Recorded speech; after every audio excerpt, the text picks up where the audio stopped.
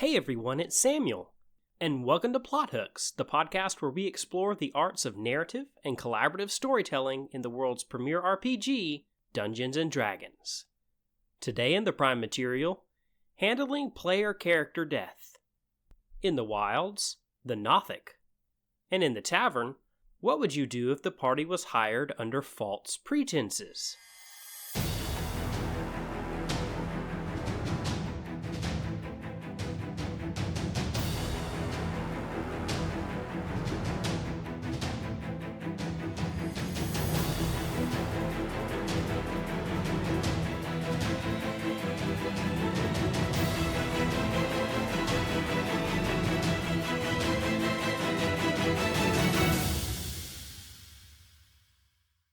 How's it going today, everyone?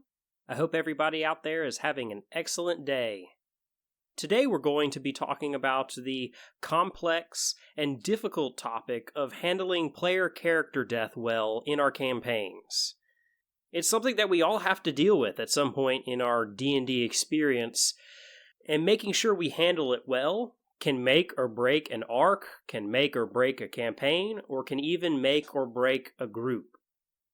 There's lots of nuance, though, of course, to everything that I'm going to be saying today, and lots of other content creators have tackled this subject before me. So, like always here on Plot Hooks, I encourage you to just use this podcast not as hard and fast rules, but just as some suggestions for how you might handle this particular subject, and all the ones that we cover, in order to find what helps you and your group tell the best collaborative story that you can. Before we get into the episode, though, few announcements to get out of the way. Remember to follow us on all our social media. You can find us on Twitter, Facebook, Instagram. Subscribe to our YouTube channel if that would be your preferred way of listening to the podcast. We also have a new patron to shout out. Andrew, thanks very much for joining the Patreon. That support is really appreciated. It helps us make the podcast better for you each and every day. And if you're considering supporting the show, that would be a great way to do it. There's lots of awesome perks up there for our patrons, including lots of homebrew information for our setting of Carrick. And we also just officially announced the release date for our upcoming release called the Ichmeset Race, detailing a new people which you can find in the Carrick campaign setting, but you can use in any one of your particular games as well. And that will go live on our Patreon on Sunday, June 7th. We also really appreciate all the other ways that the Plot Hooks family supports us, whether it be interacting with us on our aforementioned social media, sharing our page, or giving us a rating on wherever you listen to your podcast. All of those really help support the show, and we really appreciate each and every one of you. All right, without further ado, handling player character death. We all know the face. The grimace after the D20 goes in the tray after a character has already failed 2 death saving throws. The face says it all. We know the result before the player even tells the DM the number. We also know the face when a player hears the damage number from a disintegrate spell and realizes that it takes them to 0 hit points. We've all been in these circumstances, and it can be devastating. And if it's handled improperly, it can tear a playgroup apart. And it's up to us to tackle that really tough subject today. The first thing that's important to say right at the very beginning is that it is vital to be respectful and empathetic in these circumstances. Death is a difficult thing, and each of us as humans have their own relationship with it based on their own unique experience with it. We also all have different relationships with our characters, which some of us being extraordinarily invested in the life of their particular PC. We can't assume that everybody will have the same reaction whenever that 3rd death save is failed. Reactions will span the gamut, from people who literally couldn't care less and are excited to roll another character, to those who will find the demise of their character extraordinarily heartbreaking. So please, have respect and empathy for one another. If you're gonna handle PC death well as a DM and as a fellow party mate, more so than any tip or trick or suggestion that you could ever learn, the key is that respect and empathy. Respect your friends. Communicate with them. Love them. That's the single most important thing for this topic. There are some specifics that can help, though. It's important for us as DMs and as fellow PCs to figure out ways to handle this positively, because it's inevitable within D&D and most TTRPGs in general. If you're playing at any table where combat is a factor, there has to be the danger of failure, or else the combat is not interesting narratively. And unless you're fighting in a controlled scenario, like a sanctioned boxing match with an NPC or something, in most circumstances, the failure is going to mean death. And without this, again, there's no stakes. Nothing is narratively significant within your collaborative story. And if this concept is not clear, then it should be explained in session 0 at the outset of any campaign so that no one is ever blindsided by this being the reality of their particular situation. So in the inevitable event that it does occur, today we want to look at 3 ideas for DMs and 3 ideas for fellow PCs to help in this circumstance. And again, this is by no means an exhaustive list, but hopefully it will give you some ideas and thoughts as far as how to handle this situation well within your own playgroup whenever it occurs. First, some thoughts for the Dungeon Master. The first thought that I want to go over for DMs is to make the death narratively significant. And this is done in a couple of parts. The first part is immediate. It's done in the moment by a vivid description of the valor that the individual shows in the moment of their death. By narratively creating a portrait of that warrior's death, or a portrait of a death of someone dying to defend their friends or dying for a cause that they believe in, by narratively creating that death is made significant in the moment. Say that a party is fighting a battle with a creature and they're losing, and they've decided to flee. And they all get out of the room in question, except for the person who's lowest on the initiative order. And as the party flees, it's the creature's turn, and they kill that player character before they have a chance to flee. Well, I'd encourage you as a DM to take that opportunity to describe the death in a positive, narratively significant way. Don't just describe how they were fleeing and they got hit from behind and cut down. That could potentially create more guilt in the mind of the rest of the party, and even create anger in the mind of the player who passed away, who in some respects died for no reason as the rest of the party fled. Instead, you can describe how the player, realizing maybe that they had fallen behind the others and could not escape, instead looked back at the party and turned to face the beast, and heroically died, fearlessly confronting the monster in order to protect their friends. That's a positive death, one which will create a much more noble memory in the mind of the party and in the mind of the player whose character passed, than just a death while he was fleeing and running away. That description is important. Don't gloss over it. Don't hope that it will be not too much of a speed bump and just try to go over it too fast. It will be hard. It will be sad. But embrace that moment and describe it in a way that gives the character a good, positive, narratively significant end to their story. There's another way that you can make their end narratively significant as well. And that's by, if possible, tying their death into the larger campaign storyline. Sometimes that's easy. Sometimes they just got killed by the main villain, or by one of his henchmen, and it easily becomes part of the storyline as the party seeks even more voraciously to defeat them. But sometimes it's harder. Sometimes it was an encounter with a nameless, powerful beast that proves to be their end as they travel from one place to the next. But regardless of what deals the final blow, you can try to find some way of drawing it into the larger narrative to whatever point is necessary to give closure.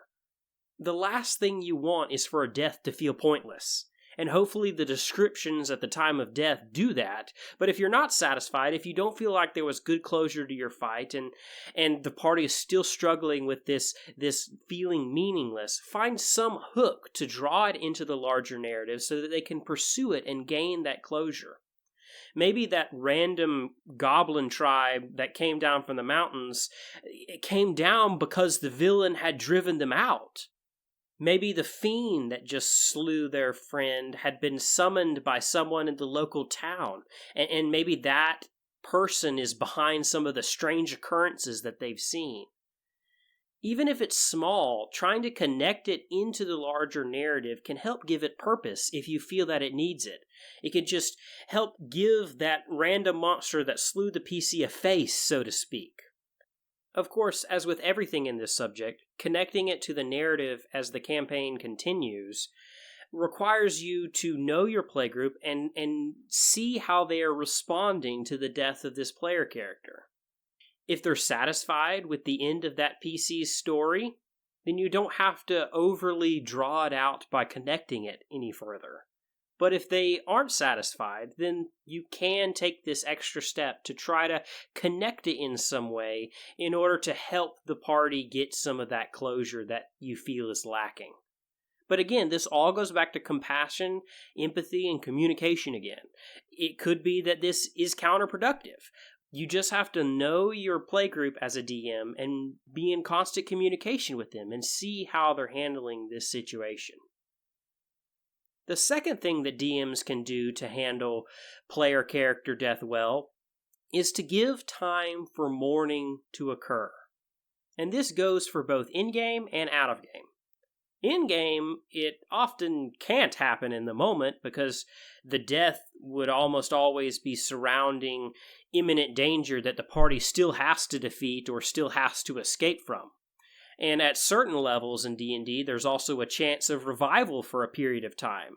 When you're at high enough a level to have access to a spell like Revivify, but not high enough for the extremely powerful resurrection effects, which are basically unlimited, there's this period of time where permanent death is not assured, where you could be revived if something happens before a time limit runs out, but at a certain point, the death is assured.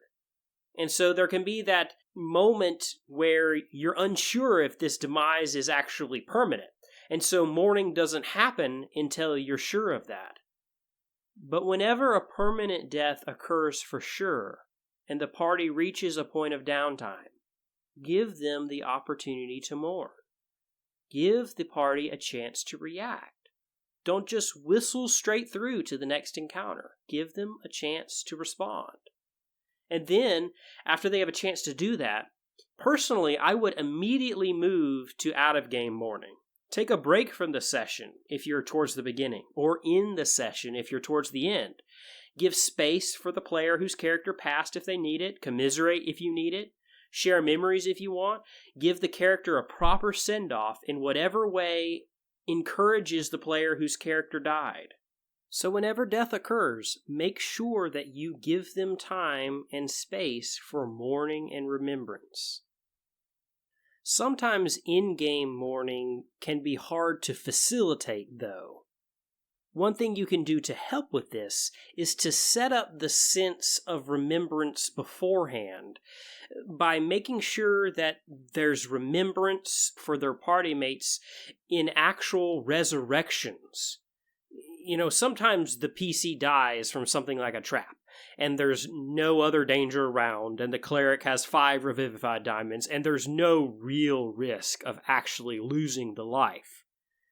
But you can still describe the resurrection in detail. You can describe that ritual. You can describe how the party is reaching out through the cleric, or just the cleric themselves are connecting with the soul of the individual and drawing them back. Perhaps you can describe memories that they have together, or the cleric or the party themselves can do that if they're so inclined.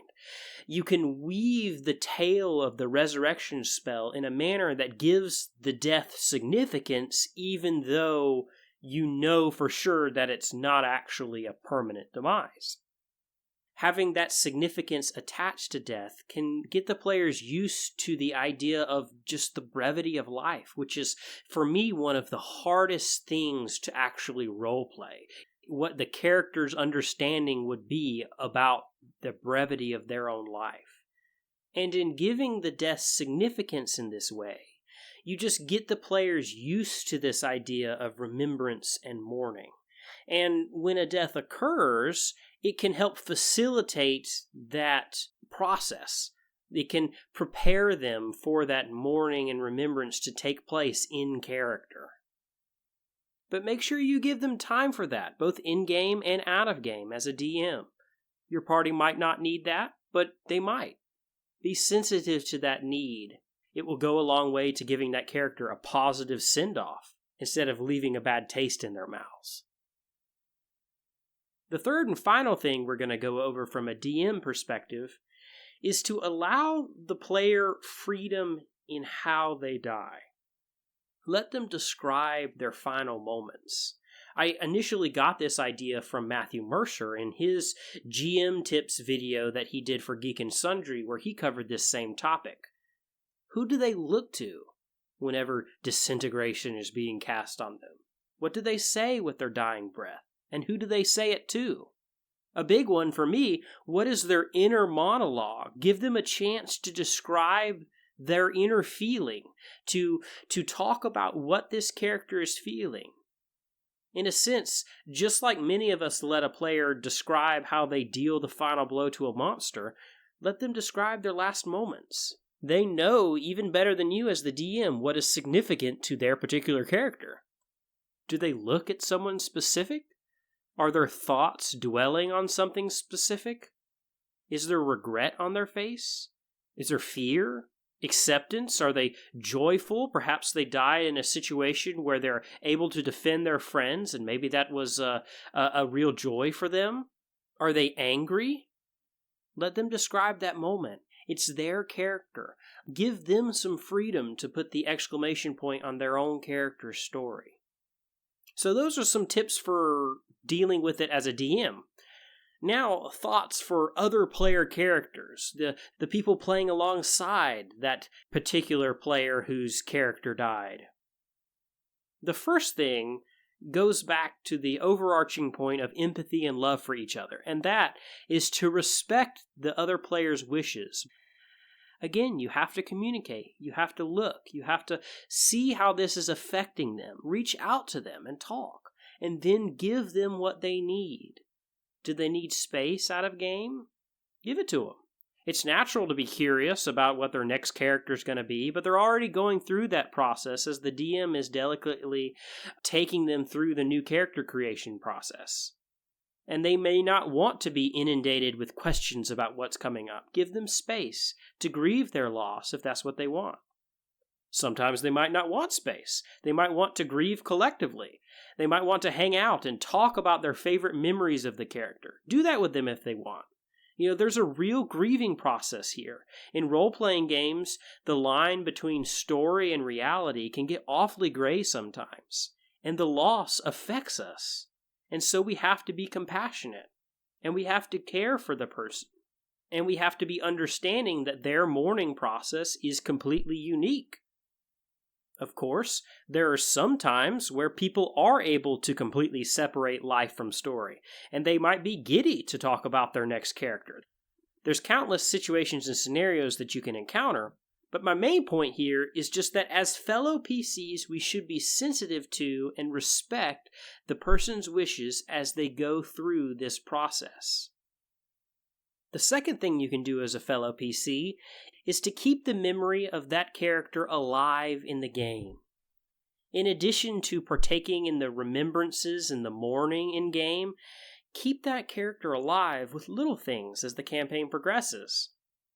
It doesn't have to be much, and in fact, it shouldn't be much. Too much and it will overshadow the current characters, especially the new character of the player whose one died. It can also distract from current narratives or even bring up negative memories for some of the party. But it can be done in subtle ways, and if it's done that way, it can really highlight the deceased character in a positive manner. And it makes sense to, of course, because a group of friends isn't just going to forget the person that had been traveling with them for so long. A great example of this is Critical Role Campaign 2. Beware, there are brief spoilers ahead for early in that campaign. When Taliesin Jaffe's character Mollymock perished at the hands of Lorenzo, The rest of the Mighty Nine have done many things in small ways to remember that character.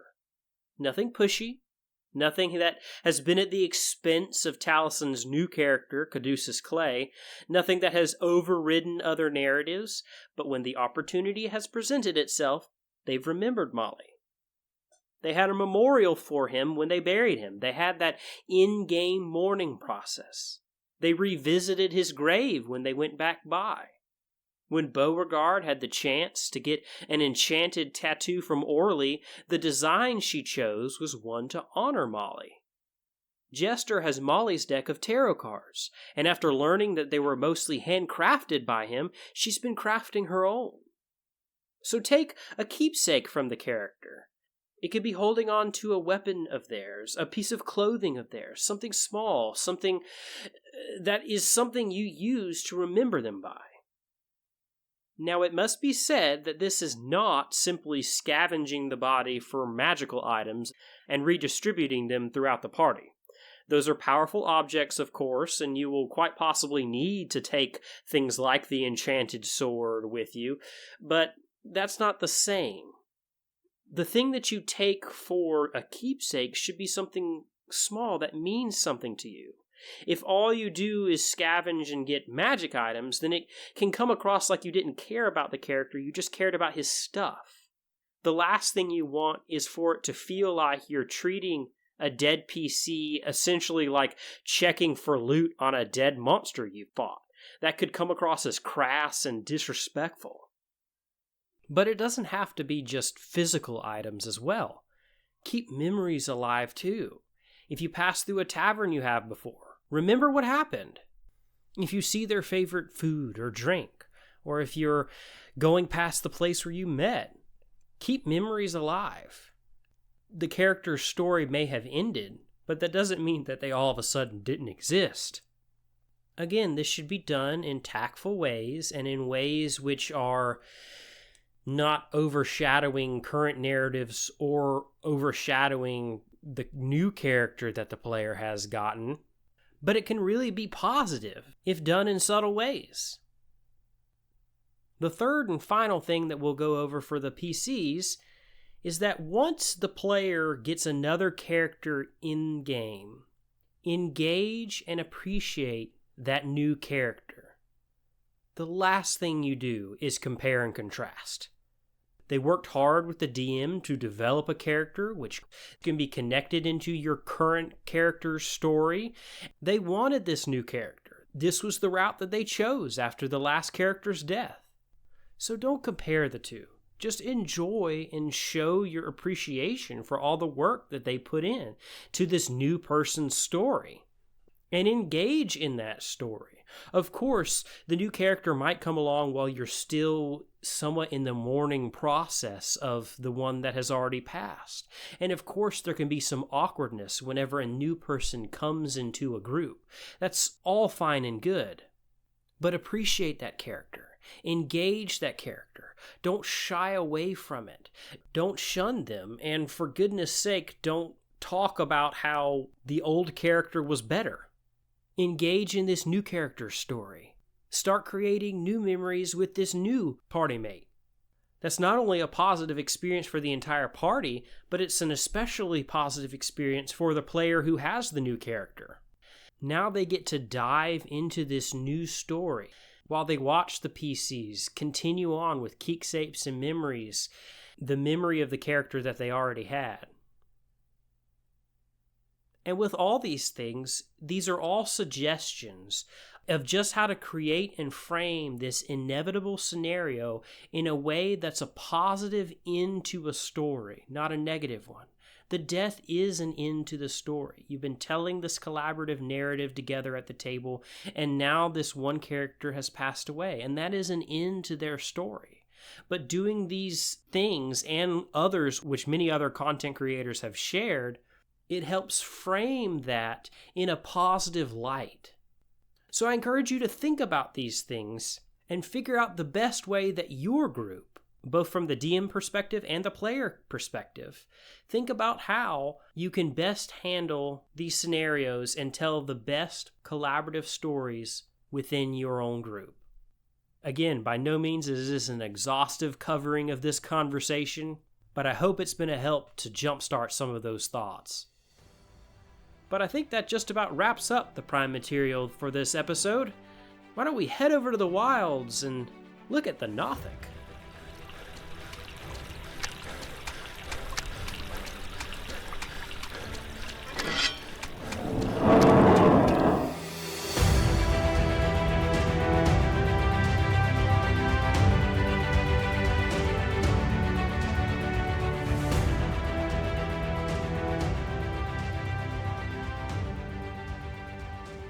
Alright, we're out here in the wilds. Today we're going to be looking at the nothic. The nothic is a medium aberration with rocky-looking protrusions all over its back, shoulders, and head, but notably, the most obvious feature that they have is a single, huge green eye that covers most of its face, and this eye is where much of what makes the nothic interesting comes from. They aren't that strong without it. Even with it, they're only a CR2 with a 15 AC and 2 claw attacks around. But that eye gives a ton of interesting features. They've got true sight up to 120 feet. Rare on a CR2 creature. They've got a passive perception of 12, which might sound low, but that's really high considering they have a wisdom modifier of 0. They have just a special bonus to their perception just because of this eye. They even have advantage on perception checks that rely on sight. They also have a rotting gaze ability, where it can look at a creature within 30 feet of it and make it succeed on a DC 12 Constitution saving throw, or take 3d6 necrotic damage. So this eye gives it lots of just interesting features, and you can, as a Dungeon Master, really play up this particular aspect of them. They're also interesting because of their origin. Interestingly, they used to be wizards who crave secrets and power. But through some means in the past, they were cursed, whether it be directly by a particular entity or by some object or knowledge that they came across. They got cursed by Vecna, who in most D&D settings was a lich who actually ascended to godhood, becoming the god of secrets. And so as these entities, these wizards, were seeking ever deeper and darker knowledge, at some point they just came across a curse or ended up being cursed by Vecna, and they were transformed into a nothic. Now, the nothics have absolutely no knowledge of their past self. They just exist as creatures that crave knowledge and wanting insight and wanting to gain more magical secrets. They're often found as such in places where there's lots of this kind of knowledge. You'd be likely to find them in some sort of ruin from an ancient civilization which was very powerful. You're likely to find them in a dungeon type setting where there's lots of experimentation or something like that going on. But even though they're there with that desire, they don't really have a sense of direction about it. They just go there because they just kind of have this sense that, as the Monster Manual describes it on page 236, quote, "They are driven by the vague knowledge that there exists a method to reverse their condition. This isn't a clear sense of purpose, but rather an obsessive tug at the end of the mind," end quote. Some of these entities, however, as the manual goes on to state, are smart enough to actually figure out that this is what's going on. But most of them just spend their lives in the shadows, seeking more of this knowledge, even though they have no real understanding why. Now, as far as using nothics, really, they're just excellent things to pop in to a dungeon or a particular scenario when you want to have an interesting social encounter where the party could gain some information. Because the nothics do harbor secrets. They have a lot of knowledge of lore, even stuff that would be extremely difficult for them to research and find out at a library. It can be an excellent social encounter to drop in so that you can have this interaction with them trying to draw these secrets out from this nothic. And the nothic can also draw secrets out of them. They have a specific ability called Weird Insight, which allows them to target a creature within 30 feet of it, and if the Nothic's insight check is higher than that target's deception check, then it magically learns one fact or secret about the creature it's targeting. And that could really be interesting for social encounters too. It's not often you have a creature which looks this creepy and has these cool abilities like the stuff that they have related to their eye, where you can then turn this around and make it into a social encounter. They can bargain with it. They can give it some sort of magical item which they crave. They can give it some sort of knowledge. They can trade in knowledge like they would trade in goods. You could even have a Nothic be a recurring NPC in a particular campaign where there's a lot of lost lore going on, and the party has the ability to constantly go back to the Nothic and trade information.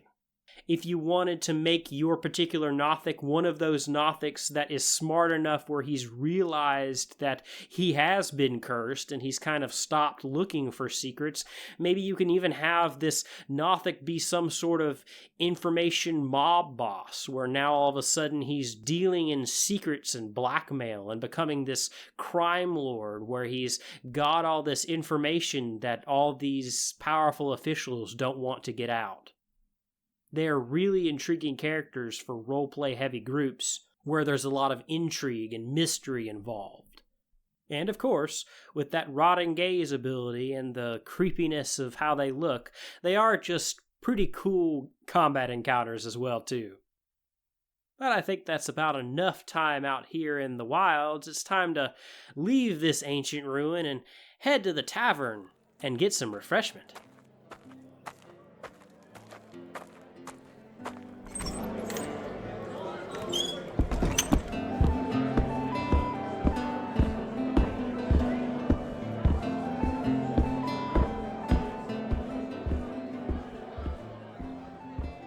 Alright, out here in the tavern. Today's plot hook: what would you do if the party was hired under false pretenses? This is a really interesting plot twist to me, where you have the party out on a particular task where they think they're doing something good, and whenever they come back with either what they've retrieved or what they've accomplished, they find out that what they were actually doing was accomplishing a goal that they really would rather have not actually done. And you could do this in a variety of ways. You can have someone hire the party for a task where they're supposed to retrieve something under the pretense of taking care of something that's evil, when in reality the party is just stealing something for a secretively evil character. You could have a party that's hired by an alchemist to retrieve an ingredient for what they think is a healing potion, when in reality it's for something nefarious like a poison or for a dark ritual. You could have the party hired by someone when they think they're going to go to a location to meet up with some people, when in reality they're being set up for an ambush. There's lots of different ways you could do this hook, but it makes a really interesting plot twist. And it also teaches us something about what makes plot twists effective. And that's all about expectations. It's never a twist if you expect that something is going to turn. It might be a shift, but it's not really a twist. But if they roll poorly on their insight checks or don't even think to make them, and all of a sudden they come back from this mission and all of a sudden they realize that something has gone wrong, that they've been tricked into doing something, that could really start an interesting arc, and it can really tell some interesting emotional stories for the characters. How do they respond to being tricked? How does the fact that they did this evil thing affect their standing in their particular location? There's also ways you can do this for non-nefarious purposes, like somebody hiring a person for a task to do something when in reality they're just trying to test you before they give you the real task. And maybe the party is accomplishing this thing and kind of getting a sense that maybe there's something more behind the scenes, and maybe they figure it out and don't have to accomplish that first task initially or not. But that could be part of the party endearing themselves to a particular entity in your story. But there's lots of different ways that a party can be hired under false pretenses. I especially like using this hook in lower levels where there is a lot of hiring that goes on, where you're not usually too deep into a campaign story arc yet, and the party is in much greater need of gold generally, and so they go on a lot more of these quests where they're hired to complete a task than they often do at higher levels. And throwing in something like this can be a little bit of a good change of pace. But I would encourage you to not overdo this hook, because you don't want to end up in a situation where the party literally rolls insight checks at every opportunity because they don't trust a single person. Of course, that's going to happen for a little bit after they've been tricked, but you don't want this to be such a frequent occurrence that it bogs down the storytelling, and if it gets that frequent anyway, it's not really much of a twist anymore either. But it is certainly something that is valuable for all of us to have in our repertoire. But I think that's just about going to wrap up this week's episode of Plot Hooks. Thanks to all of you out there in the Plot Hooks family. Another special shout out to our new patron, Andrew. Thanks for listening from all of us here at Plot Hooks. I'm Samuel. Thanks from Dave, Steve, Mike, Matt, Zach, Becca, and podcast Pupper Ellie. We'll see you all again next week for another episode of Plot Hooks.